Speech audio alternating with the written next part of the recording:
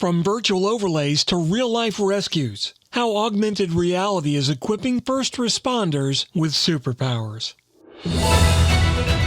Welcome to TiPS, Today in Public Safety, your go-to podcast for today's breaking stories and public safety news. Here's your host, Fletch, with today's tips. Welcome to TiPS, Today in Public Safety on 911tips.com, your go-to podcast for everything public safety and emergency communications. I'm your host, Fletch, VP of Public Safety Solutions at 911 Inform, and today we're diving into another exciting topic, augmented reality.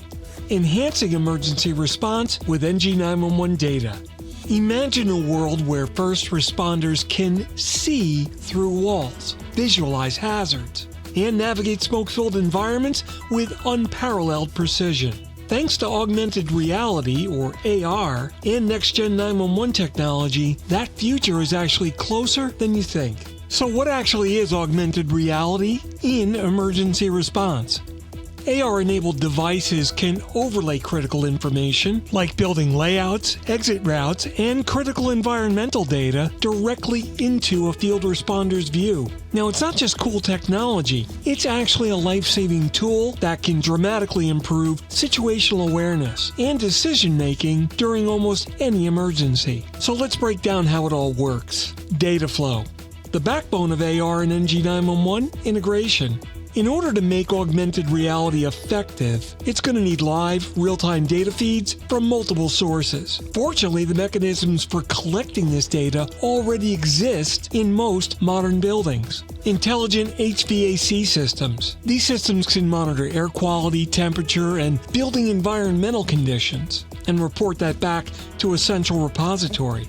Security and alarm systems, they can track the entry points, detect unauthorized access, and can even lock or unlock doors remotely. Again, reporting centralized status and allowing remote control. IP-based video technology. The biggest problem with cameras has been running coaxial cables to all the individual units. It's a lot of infrastructure. But now cameras are affordable and network ready. Plus, most offer high resolutions. They can provide live high-definition feeds without requiring any specialized infrastructure. So together, all of this data can now flow through centralized IP networks, which all connect buildings to a unified control platform. The result? Cost-effective, scalable solution that allows for monitoring of multiple locations simultaneously and centralizing all the intelligence. So now that we've got the data, let's talk about how this all connects back to public safety.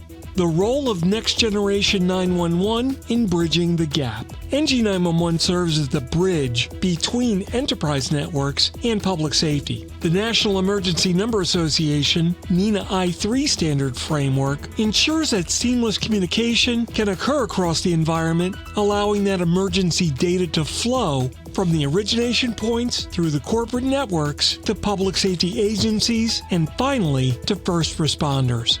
But it isn't just about reporting emergencies. It's about sharing actionable insights.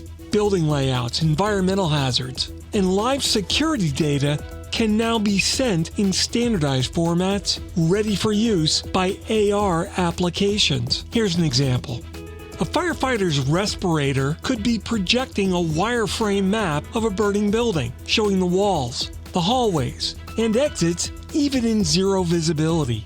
Responders could receive real-time alerts about structural weaknesses, like a fire about to compromise the floor beneath them. And if a hallway is blocked, the system can dynamically reroute responders to the nearest safe exit. So the possibilities are endless, but they require investment and coordination. Now, the standards coordination are going to come from the industry. That's the basis for the NENA I3 infrastructure and framework.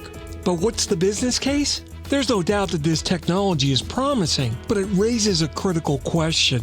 Who is going to pay for it? Now, one potential answer lies in insurance. If augmented reality enabled emergency response systems to reduce losses, like minimizing fire damage or preventing fatalities, insurance companies could justify offsetting implementation costs through the reduced payouts on claims.